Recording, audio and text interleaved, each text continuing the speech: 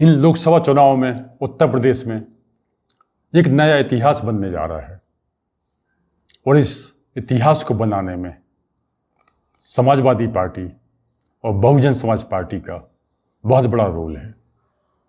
ये एक ऐसे रिकॉर्ड बनाने की ओर अग्रसर है जिसे इस चुनाव तो छोड़िए, आगे आने वाले कई चुनावों में तोड़ना बहुत ही मुश्किल होगा। डमरू के इस अध्याय में आपका स्वागत है। आपसे अनुरोध है कि आप चैनल को सब्सक्राइब करें। हमें आगामी 6 माह के अंदर अपने सब्सक्राइबर्स की संख्या को 25,000 तक पहुंचाना है, जिसमें आपका सहयोग हमें चाहिए। 2019 के चुनाव में समाजवादी पार्टी और बहुजन समाज पार्टी ने मिलकर चुनाव लड़ा था और जयंत सिंह की आरएलडी भी तब साथ में थी। 2014 के चुनाव में जहां बसपा का खाता भी नहीं खुला था, वहीं 2019 में बसपा का खाता भी खुला और पार्टी उत्तर प्रदेश में 10 सीटों पर जीतने में कामयाब रही। पर इस बार स्थितियां बिल्कुल अलग हैं। सपा से जयंत सिंह अपनी आरएलडी को लेकर निकल पड़े। ओम प्रकाश राजभर ने भी सपा से किनारा कर लिया।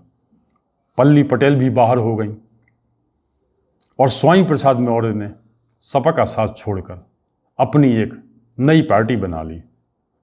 सपा की इस छतरी में इतने छेद हो गए जिन्हें भरने के लिए अखिलेश ने कांग्रेस से गठबंधन किया और इन छेदों को पाटने की कोशिश की।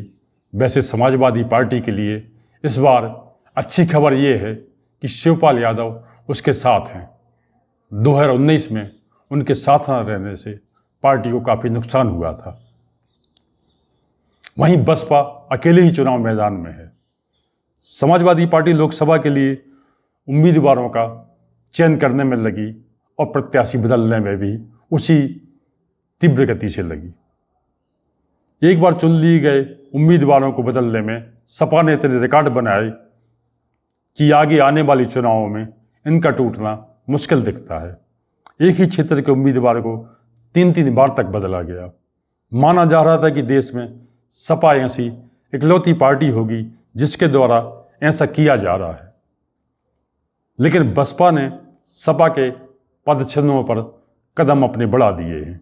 सपा की तरह बसपा भी अपने उम्मीदवारों का चयन करने के बाद उसमें परिवर्तन कर रही है। 2019 की तरह इस विषय में दोनों का गठबंधन सा दिखने लगा है।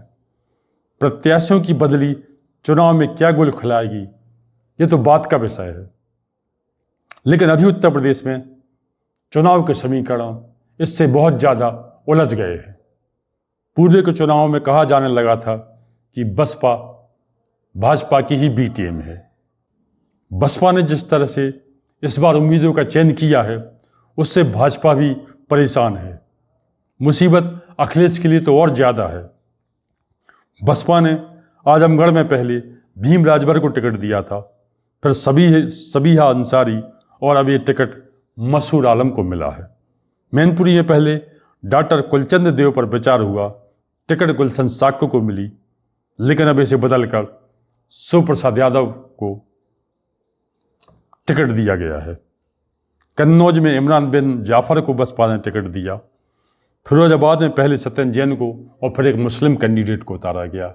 इसी तरह बदायूं में मुस्लिम कैंडिडेट को बसपा ने टिकट दिया। कन्नौज, मैनपुरी, बदायूं, फिरोजाबाद, आजमगढ़ में अखिलेश और उनकी पत्नी डिम्पल, चचेरे भाई धर्मेंद्र, आदित्य और अक्षय चुनाव मैदान में हैं। जाहिर है इन पर अखिलेश के परिवार की प्रतिष्ठा दांव पर लगी है। इसलिए अखिलेश ने कहा कि मायावती भाजपा के कहने पर टिकट बांट रही हैं। उत्तर प्रदेश में भाजपा लगातार दूसरे टर्म पर सत्ता पर काबिज है। 2027 में राज्य में विधानसभा के चुनाव होंगे। कांग्रेस के वजूद खत्म होने के बाद सपा बसपा ने राज्य में एक अपना मुकाम बनाया था।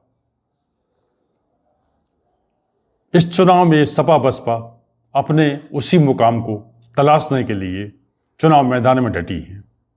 बार बार प्रत्याशी बदलने की कश्मकश में उलझी ये पार्टियां जनता में क्या मैसेज देना चाह रही हैं, इनके मैसेज को जनता किस रूप में लेने जा रही है, राज्य में से लेकर जन चर्चाएं चल रही हैं। सपा को 2014 और 2019 में 5 ही सीटें मिली थी, लेकिन बसपा को 2019 में 10 सीटें मिली थी। इसलिए चुनौती बसपा के सामने ज़्यादा है, खासतौर पर तब जब बसपा सुप्रीमो मायावती ने अपने भतीजे आकाश आनंद को अपना वारिस नियुक्त किया है। दोनों पार्टियां अपने अंतर विरोधों में उलझी हैं। इनसे पार पाएं तब भाजपा जैसी पार्टी से मुकाबला हो पाएगा। बहरहाल दोनों पार्टियां प्रत्याशी के बदलने के मामले में अपना एक नया मुकाम हासिल किए हुए हैं। अब इस मुकाम को इस चुनाव में तो ठीक है, अगले कई चुनावों में तोड़ना मुश्किल लगता है। तो आज के लिए इतना ही। आपसे अनुरोध है कि आप अपने विचारों से कमेंट बॉक्स में हमें अवश्य अवगत कराएं।